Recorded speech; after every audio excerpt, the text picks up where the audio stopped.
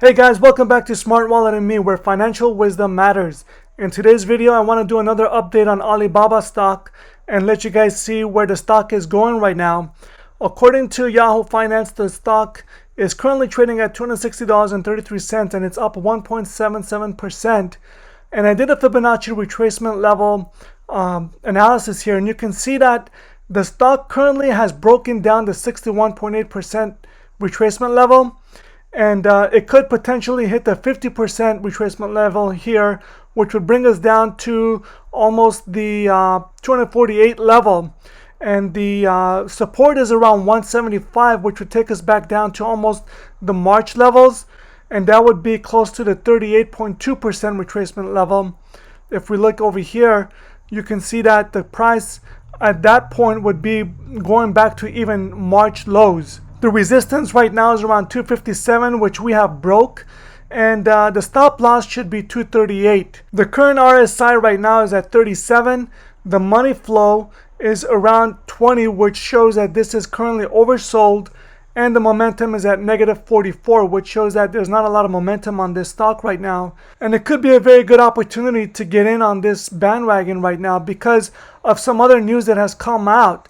For example, I wanted to show you guys that Shopify merchants will be able to accept Alipay payments directly, which expands the ability for Alibaba to increase its net worth based on the platform that Shopify uses. So people can start using Alipay to start making purchases.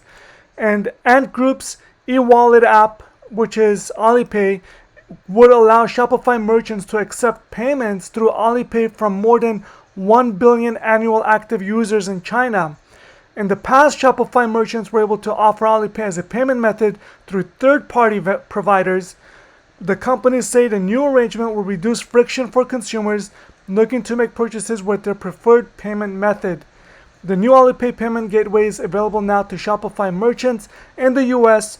More markets are planned in the future, including Hong Kong, India, South Korea, Indonesia, the Philippines, Malaysia, Thailand, Pakistan, and Bangladesh. And that brings me to my next article here that I just read, where on November 14, Asia Pacific nations signed the biggest regional trade deal. And in this trade deal, about 15 nations, which include some of those nations that I just read to you right now, have signed a trade agreement which would bring about one of the biggest trade deals in the entire world.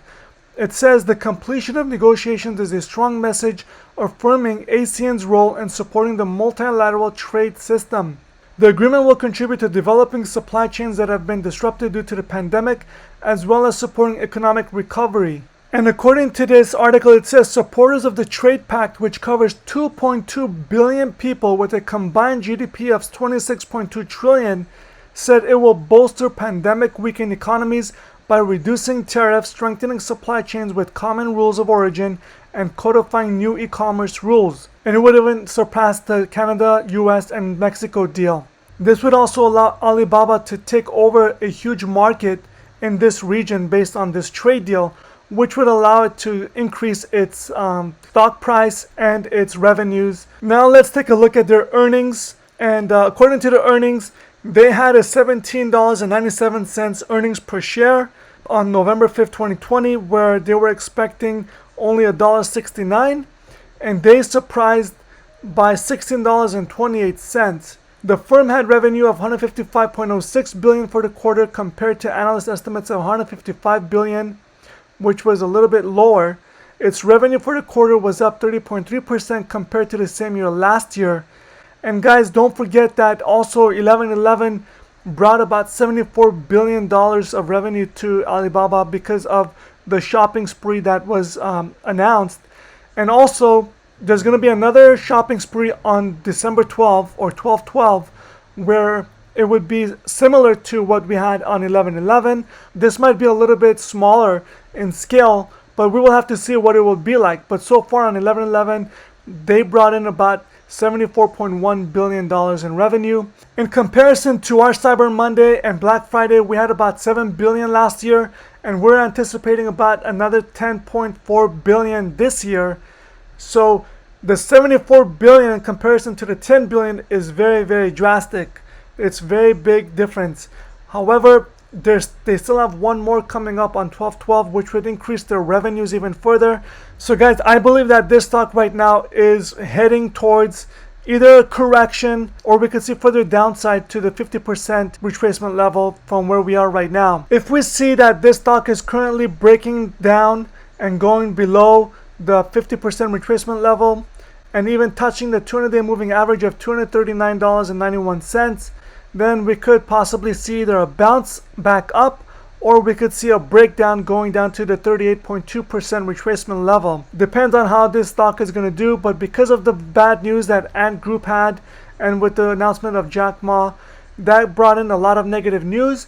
But I believe for the long term, this is a good long-term play in the economy of China, because they're growing and their GDP is growing very, very fast. So it is yet to be seen what this stock will do.